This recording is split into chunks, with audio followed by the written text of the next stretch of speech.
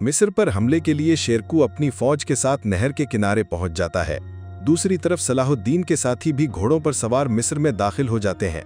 तवील अरसे बाद सलाहुद्दीन अपने पुराने दोस्तों से दोबारा मिलते हैं और सब मिलकर सलीबियों पर हमला कर देते हैं। इसी दौरान शेरकू और शहवार दरगाम का रास्ता रोक लेते हैं और एक जबरदस्त जंग छिड़ जाती है।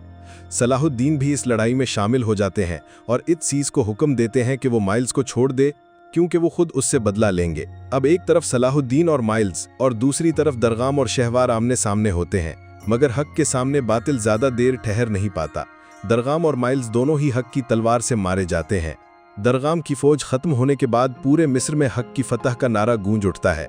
दूसरी तरफ जैसे ही शमसा को होश आता है, वो फौरन काजी फाजिल के पास जाती है ताकि पूछ सके कि उन्होंने उसके साथ धोखा क्यों किया। मिस्र की फतह के बाद शहवार एक दीवान बुलाता है।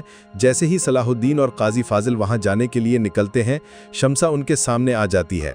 वो काजी फाजिल से नाराजगी के साथ पूछती है कि उन्होंने उसके साथ धोखा क्यों किया।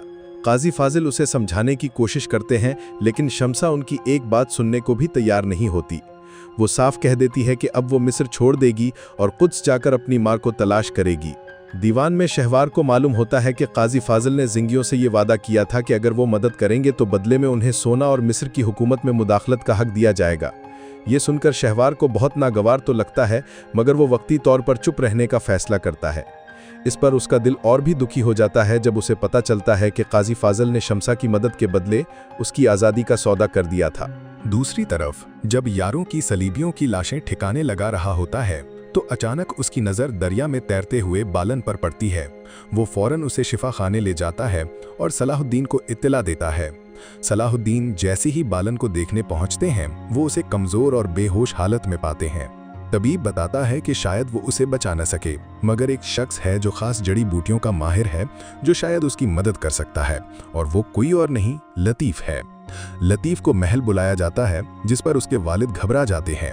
वो समझते हैं कि लतीफ़ को बालन पर हमले के जुर्म में बुलाया गया है और अब वो साले के बाद अपना दूसरा बेटा खोना नहीं चाहते। जैसे ही लतीफ़ महल में दाखिल होता है, उसका सामना सलाहुद्दीन से होता है। वो उसे देखकर खुशी का इजहार करता है और मुसलमानों की मदद करने और इस्लाम का परचम बुलंद रखने पर उनका शुक्रिया अदा करता है। सलाहुद्दीन उसे बताते हैं कि एक वक्त में एक शख्स ने उनकी जान बचाई थी और अब उन्हें मौका मिला है कि वो उसकी जान बचाएं। इस काम में उन्हें लतीफ़ की मदद दरकार है। लतीफ़, जो उनकी मदद के लिए पुरजोश होता है, मरीज को देखने के लिए कमरे में दाखिल होता है, लेकिन बालन को देखकर चौंक जाता है। बगैर किसी झिझक के लतीफ़ सलाहुद्दीन को बताता है कि उसी ने बालन को जख्मी किया था और अब वो किसी सूरत में अपने भाई के कातिल का इलाज नहीं करेगा। सलाहुद्दीन पहले ही बालन से उसके दिल के बोझ के बारे में सुन चुके थे, इसलिए वो जानते हैं कि वो अपने किए पर सख्त पछता रहा है। वो लतीफ़ को समझाने की कोशिश करते हैं कि अगर बदले के बाद भी बालन जिंदा बच गया है तो शायद अल्लाह ने उसे इसीलिए बचाया था ताकि लतीफ़ उसकी जान बचाकर दुश्मनी का खात्मा कर सके। बालन लतीफ़ से दरख्वास्त करता है कि वो खंजर उसके सीने में पैवस्त कर दे और उसे ख़त्म कर दे, लेकिन लतीफ़ सोच में पड़ जाता है। दूसरी तरफ जब माइल्स की बीवी को उसके कत्ल की खबर मिलती है तो वो सदमे से निढाल हो जाती है। खुद को संभालने के बाद वो सलाहुद्दीन के कत्ल का हुक्म जारी करती है। ये जिम्मेदारी वो काहिरा में मौजूद जमशीद को देती है, जिस पर माइल्स ने एक वक्त में बड़ा एहसान किया था। जमशीद ये काम एक पेशावर कातिल के सुपुर्द करता है। कातिल कहता है कि वो सलाहुद्दीन को एक तबाहशुदा चर्च में कत्ल करेगा। इधर अमारलिक का दामाद, जो बालिन के भाई कौंतिक का करीबी दोस्त है, कौंतिक के बुलाने पर फौरन एबलिन कले पहुंचता है। कौंतिक उसे एक अहम दस्तावेज देता है और कहता है कि वो उसे काहिरा में मौजूद पादरी अरुनकू को दे दे।